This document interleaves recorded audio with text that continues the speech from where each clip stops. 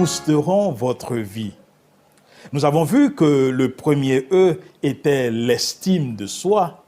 Le second E était l'enthousiasme qui est le moteur pour nous faire avancer.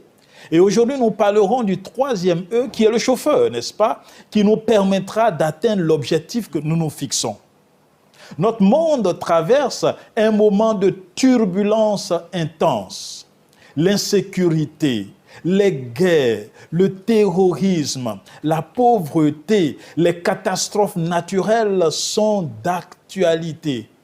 En effet, depuis des décennies, nous sommes témoins d'une course à l'armement. Nous nous inquiétons également des changements climatiques, d'une pollution mondiale des sols, des eaux et de l'air. Et bien sûr, à cela s'ajoutent des maladies qui sévissent sans véritable solution. Et bien sûr, nous parlerons de la maladie qui est d'actualité aujourd'hui et qui fait des milliers de morts chaque jour. Malheureusement, plusieurs d'entre nous se nourrissent intellectuellement et émotionnellement de cette alimentation négative actuelle et quotidienne. Même si ce sont des réalités qu'il ne faut pas balayer du revers de la main, vous pouvez avoir, chers amis, une attitude réaliste vis-à-vis du monde actuel et ne pas vous laisser submerger par ce triste tableau. Parce que vous avez cette possibilité de vous projeter dans un futur meilleur. Vous pouvez avoir de l'espérance. Vous savez, l'espérance est tellement importante car elle fait vivre, elle fait en sorte que nous puissions voir le futur maintenant. Et l'espérance est donnée aux vivants.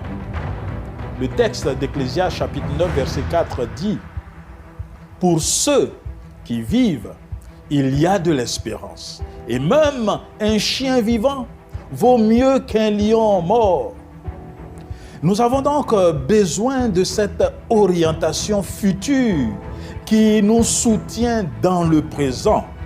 Nous avons besoin de cette attente du bien à venir qui donne confiance dans le présent.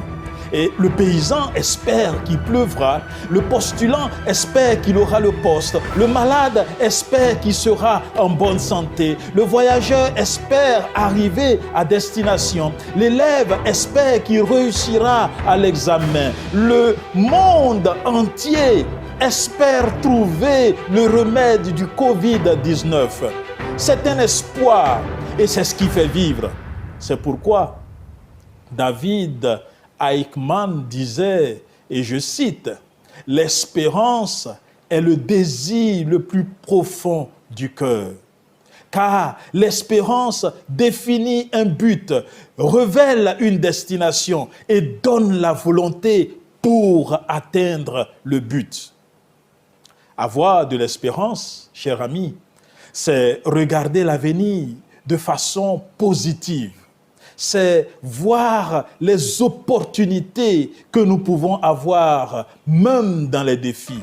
Parce que l'espérance nous fait avancer. L'espérance dynamise le présent. L'espérance éclaire les ténèbres. L'espérance fait voir les opportunités dans les défis. L'espérance augmente la foi. L'espérance est une contagion qui peut accaparer les autres. L'espérance guérit. L'espérance nous stabilise dans les tempêtes de la vie. L'espérance développe l'estime de soi. L'espérance nourrit l'optimisme.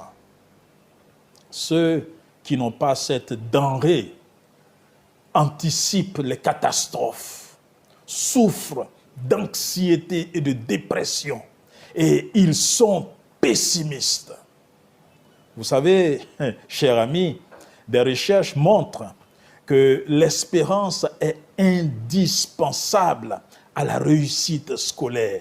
Car lorsque vous êtes convaincu que le travail acharné sera payant, vous allez travailler beaucoup plus, faire des efforts supplémentaires pour réussir. Et puis, il a été démontré que les personnes qui ont une espérance ont plus de chances de vivre une vie satisfaisante et profiter de la vie, car il y a moins de stress.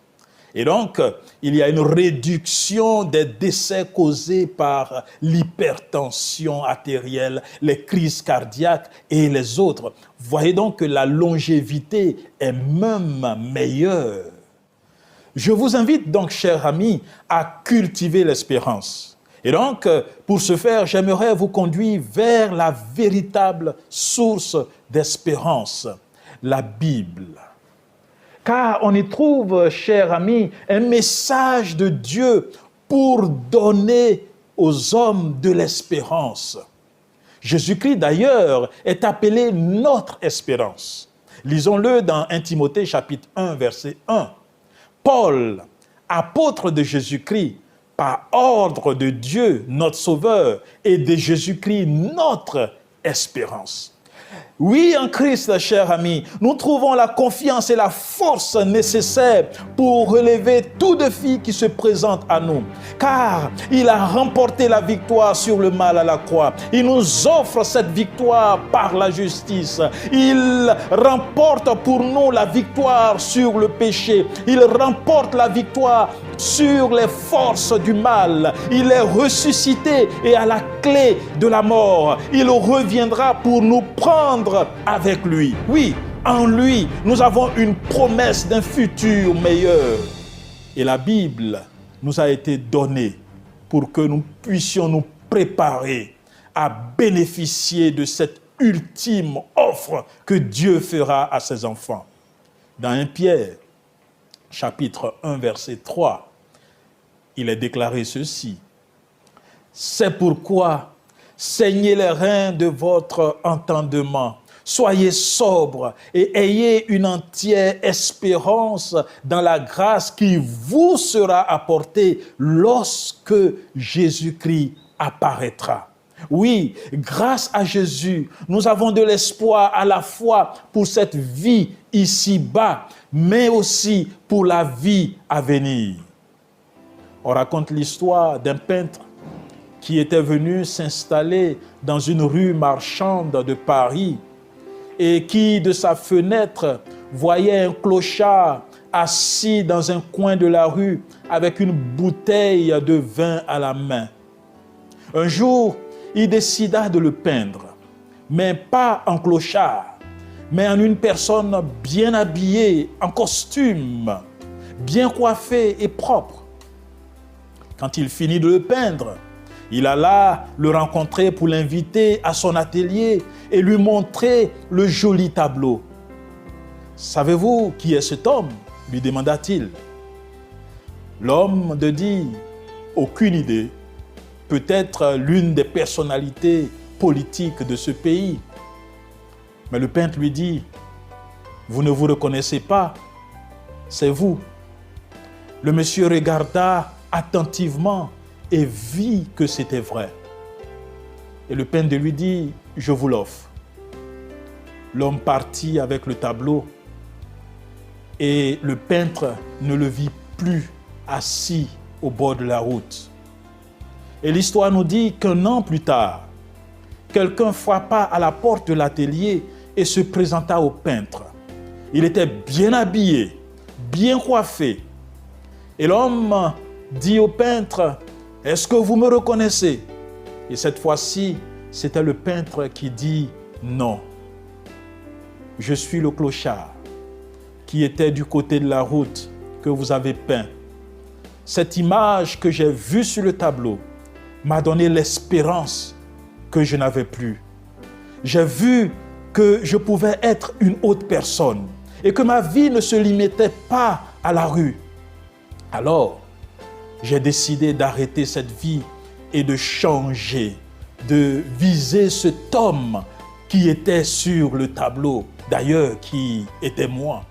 Oui, il y a des moments dans la vie où les fardeaux menacent d'accabler nos cœurs, où nous traversons des périodes de douleur si longues que nous commençons à nous sentir engourdis dans la tristesse, la morosité, et la vie perd son éclat et son sens.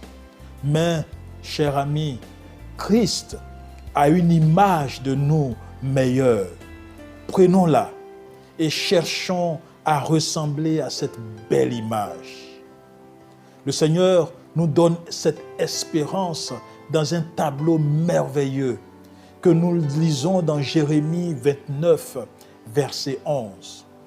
Car je connais les projets que j'ai formés pour vous, dit l'Éternel, projets de paix et non de malheur, afin de vous donner un avenir et de l'espérance. Oui, ayons ce tableau qui nous est offert gratuitement. Souvenez-vous de ce proverbe africain qui dit « Quelle que soit la durée de la nuit, le soleil finit toujours par se lever. Votre soleil se lèvera, c'est sûr. Ayez de l'espérance. Le soleil se lèvera et les choses seront différentes. Le soleil se lèvera et votre vie sera meilleure. Gardez donc l'espoir. Préparons-nous à visionner le dernier E qui sera présenté la prochaine fois. Restons connectés. Soyons sûrs d'écouter toute la présentation. Et également, partageons à nos amis et à ceux que nous connaissons. Merci et à bientôt.